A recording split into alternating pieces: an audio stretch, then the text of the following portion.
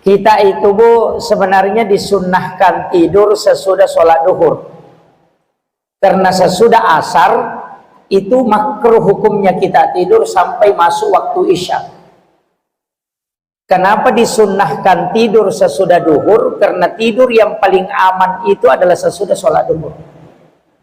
Karena tidur sesudah asar itu ada bahayanya. Di situ orang sering kena penyakit rihil ahmar, angin merah. Rihil ahmar itu menyebabkan 3 penyakit. Yang pertama adalah stroke, yang kedua adalah kanker, yang ketiga adalah mimisan, keluar darah segar dari hidung. Makanya Rasulullah mengajarkan satu doa untuk dibaca setiap mau tidur. Allahumma inni a'udzubika minar rihil ahmari waddamil aswadi waddail akbari.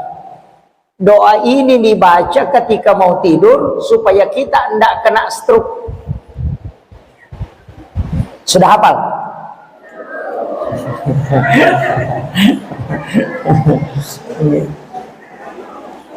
Doanya pendek.